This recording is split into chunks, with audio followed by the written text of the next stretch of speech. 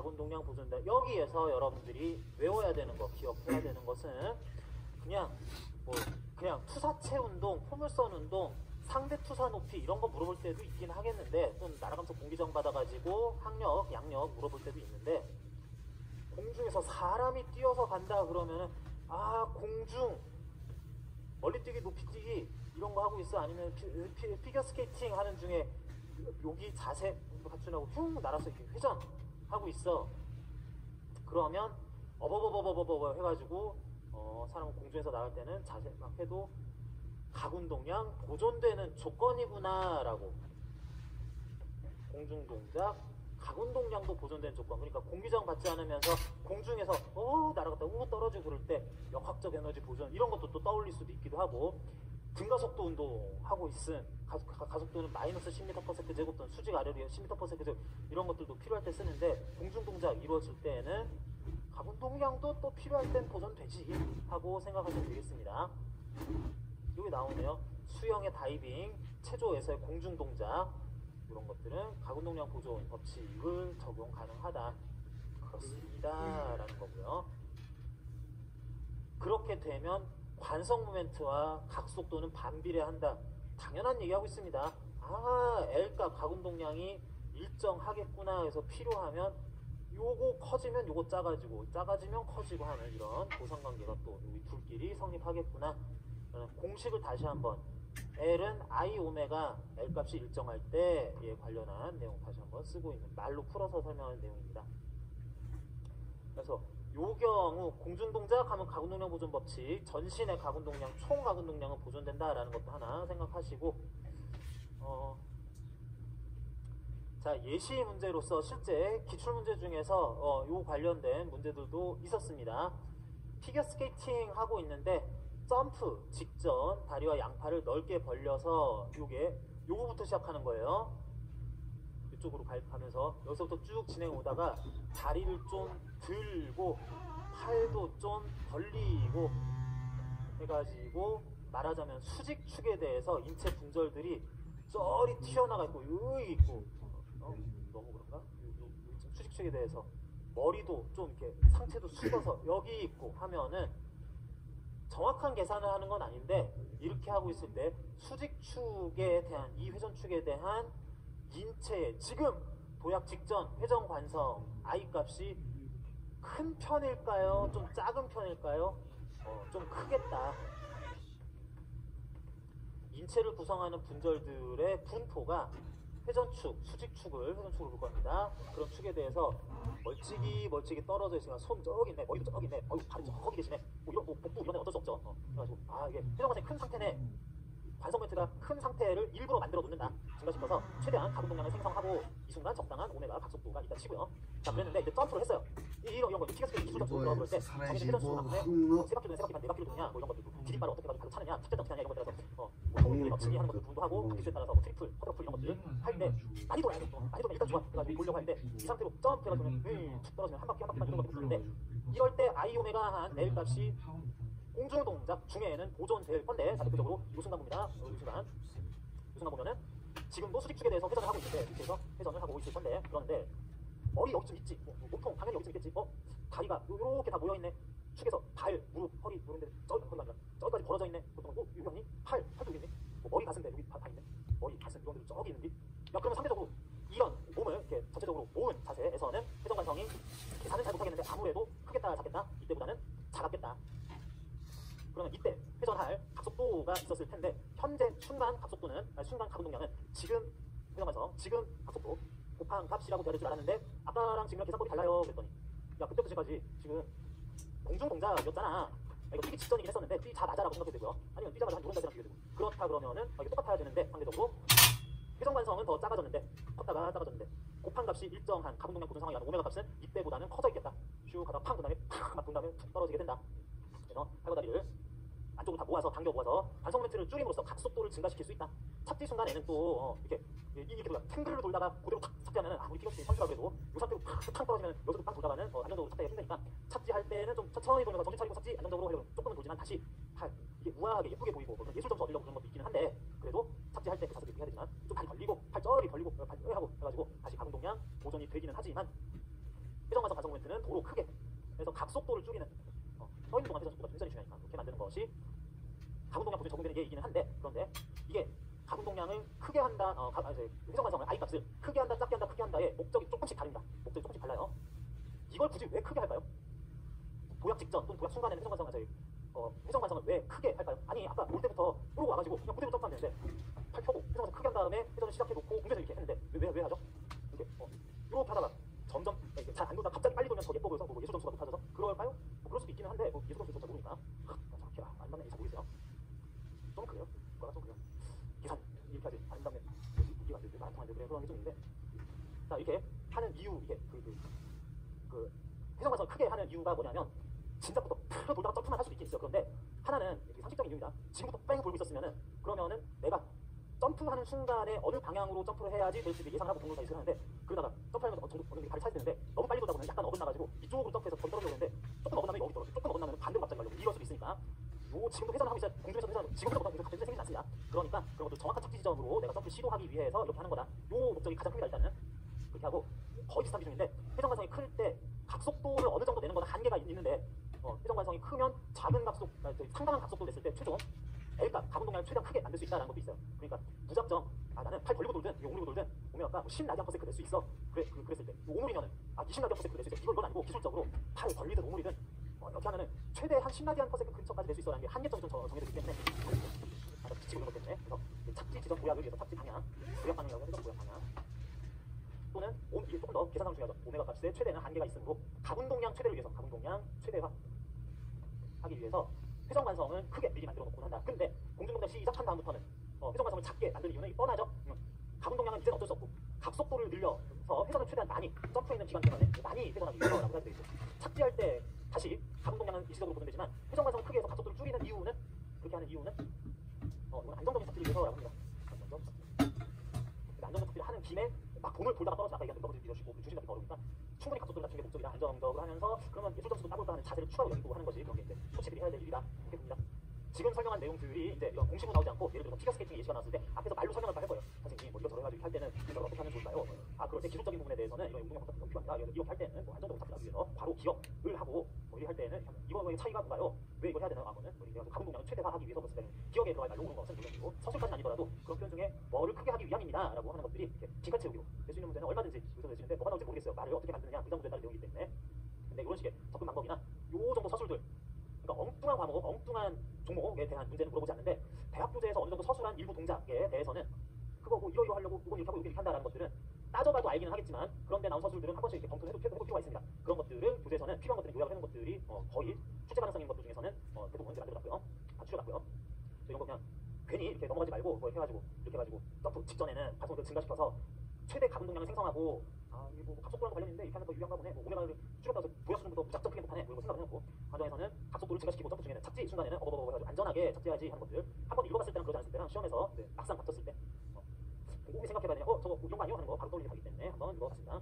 191조 가분 동량의 전이와 보존. 가분 동량의 전이는 가분 동량이 일정할 때 신체 일부가 방전 증상은 나머지 부분 전체 가분 동량 일정에서 그것을 보상하게 된다라고 얘기를 하는데 자 뭔 말이냐 다 가분 동량 보존을 전제로 합니다. 보존을 전제로 해요. 뭐 외력 가해져가지고 그냥 전신 가분 동량이 몸통 가만인데 정도 생겼어. 마찰력 차기 발동작을 통해서 가만히 있다가 전신이 그냥 회전 시작했어. 그래서 가분 동량이 생겼어. 뭐 그러면은 뭐 점점 커지네, 점점 작아지네 하면 되는 거기 때문에 의미 없는 거고요. 가분 동량이 보존될 상황에서 가분 동량 보존될 상황 가장 대표적인 거는 방금 전에 설명드린 것처럼 공중 동작 중에서 외력이 똑같이 제로일 때, 뭐 이럴 때 그럴 때 가분 동량 보존이 되는데 공중 동작 하고 있어. 그런데 내가 분절별로는 회전을 안 하다가 갑자기 할 수도 있어요. 팔 전체로 보면 여러분들이 보기에 팔 공간적으로 팔 전체가 시계 방향 회전, 시계 방향 각속도 회전 방향에서 보니까 가분 동량이 생겼어. 그럴 수 있고 뭐 이렇게 돌릴 수도 있고 팔을 이렇게 돌리는 방법도 있고 어느 방향에서 봤을 때 어느 면에서의 회전 같은 것들이 달릴 수 있긴 하지만 팔도 돌릴 수 있고 몸통도 일종의 회전시킬 수 있고 반대로 회전시킬 수 있고 다리도 이렇게 들었다 놨다 하는 것이 일종의 회전을 만들어낼 수도 있는 거고 해가지고 특정 분절이 특정 인체 분절 팔, 다리, 상체가 하체가 이런 식으로 회전이 생길 수 있습니다. 예를 들면 멀리 뛰기를 하는데 사람이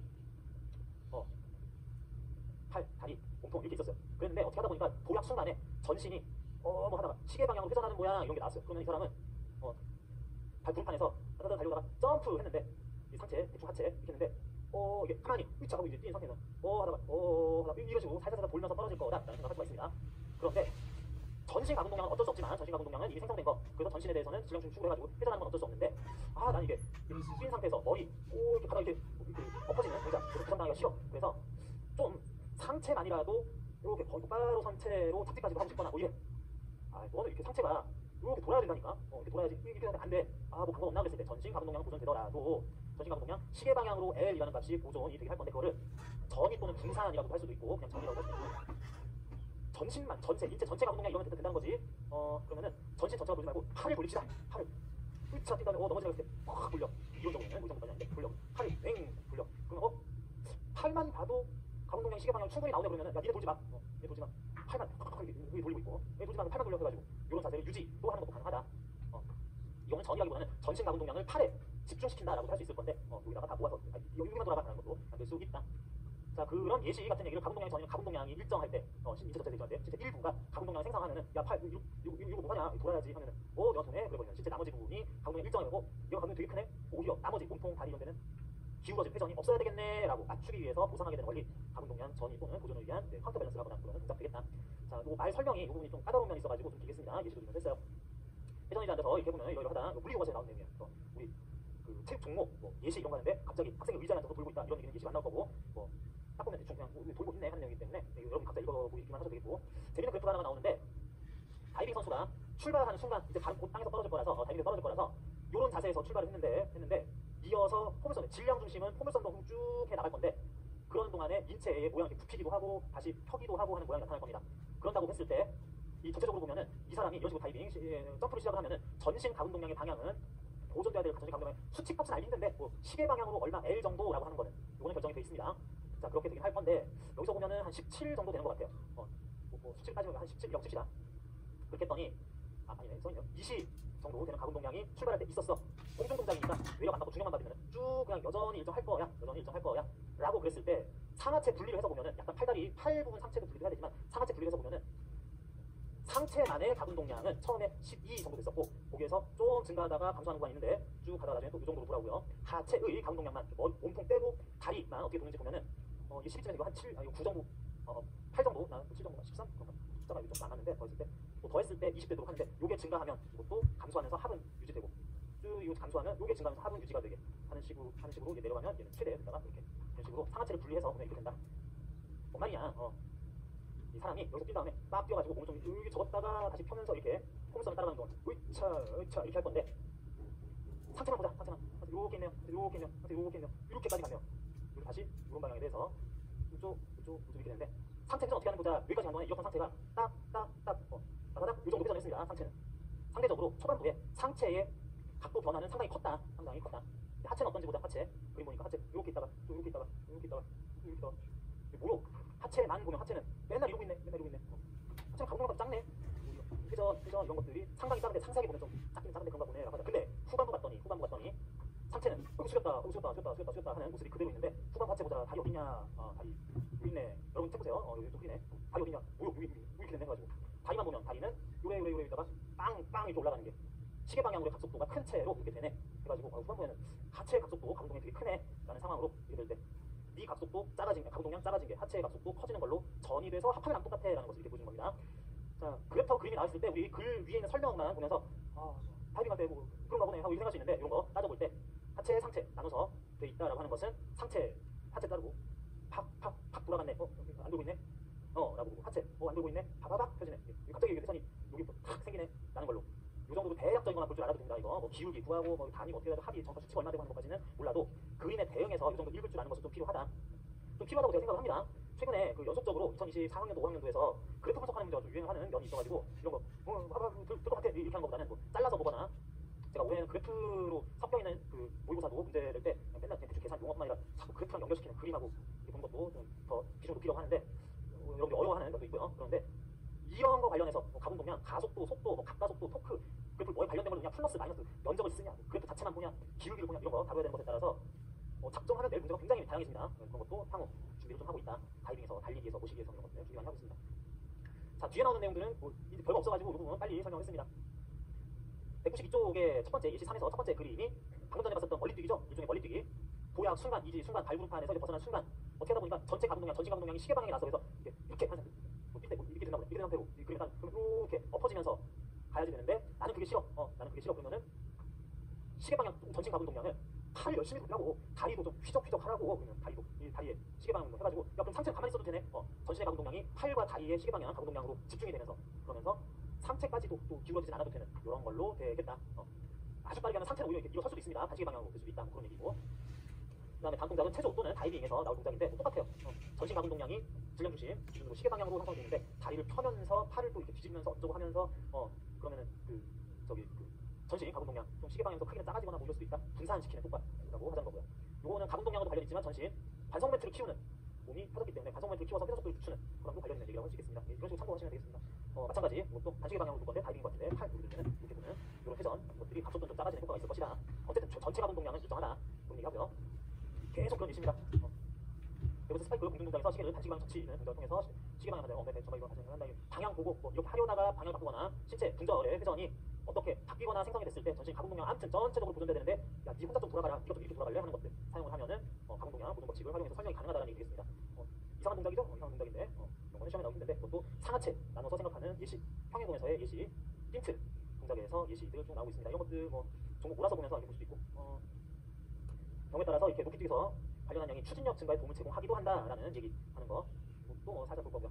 그리고 가동 동량 전이가 이렇게 분절별로 이렇게 일어나는 거 내지는 분절별로 이렇게 순차적으로 일어나는 거나 쌓이는 거 이렇게 얘기하는데 이 그래프가 별로 안 예뻐요. 이게 그래프가 뭐 설명을 잘 못합니다.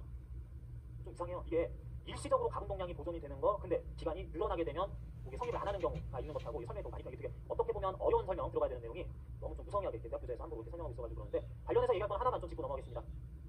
다른 것들도 더 생각하겠지만 가동 동량 보존이 될 거라고 그냥 보면은 그러려니라고 생각해야 되는 것이 공중 동작을 하고 있을 때 라고 얘기를 했는데 공중 동작 중에는 뭐 역학적 에너지 보존도 되고 증가속 운동이라고 볼 수도 있고 하는 것들 떠오르는 것들이 많이 있는데 가동 동량 보존도 성립이 된다. 그리고 이게 비교한 건데 공중 동작 당연한데 공중 동작 아닌 것 중에서 지면에 다 있을 때 지면이기는 한데 결국 똑같은 말입니다.